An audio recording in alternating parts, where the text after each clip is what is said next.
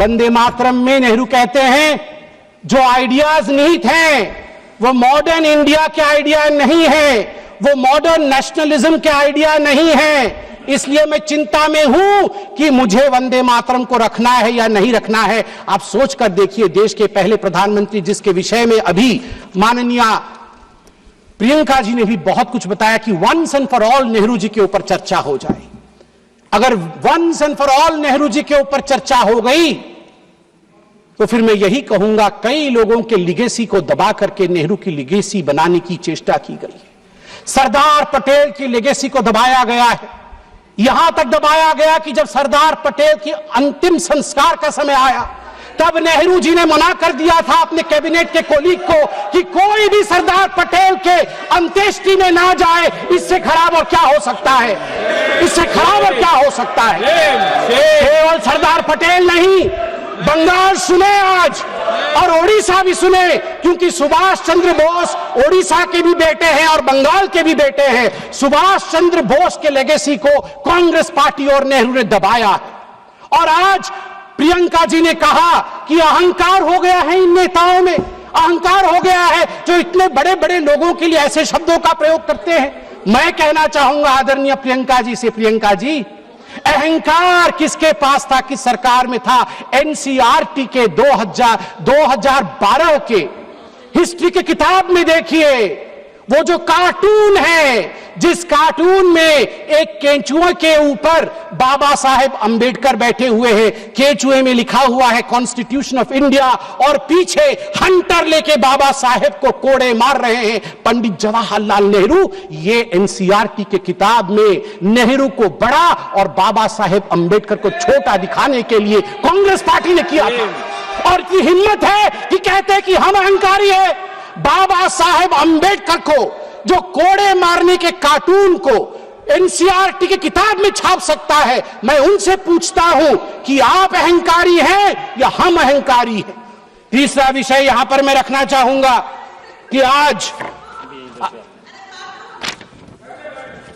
in a cartoon also you cannot insult Baba Saheb Ambedkar. I'm sorry that you feel that we can insult Baba Saheb Ambedkar. In a cartoon also you cannot.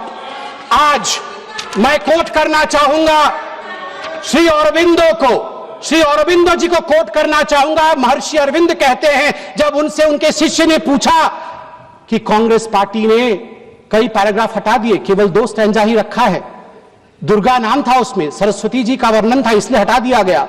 तो अरविंदो जी 1939 में झन्ना जाते हैं और अपने शिष्य को कहते हैं, मैं कोट कर रहा हूं, अंग्रेजी में ही कहा था, अंग्रेजी में बोलता हूं।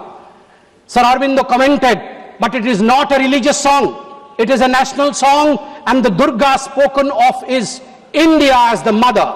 Why should not the Muslims accept it? In the Indian concept of nationality, the Hindu view would naturally be there. If it cannot find a place there, the Hindus may as well be asked to give up their culture in future.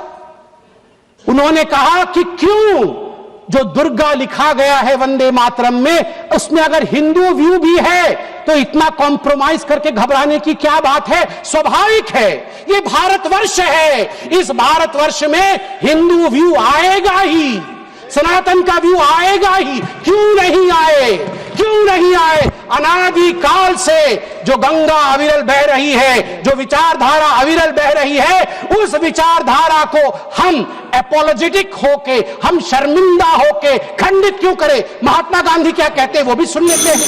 Mahatma Gandhi कहते हैं, no matter what its source was and how and when it was composed, it has become a most powerful battle cry among the Hindus and Muslims of Bengal during the partition days.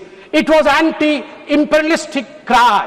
As a lad, when I knew nothing of Ananda Matha or even Bankim, its immortal author, Vande Mataram, had gripped me, and when I first heard it, sung it, it had enthralled me. I associated the purest national spirit with it.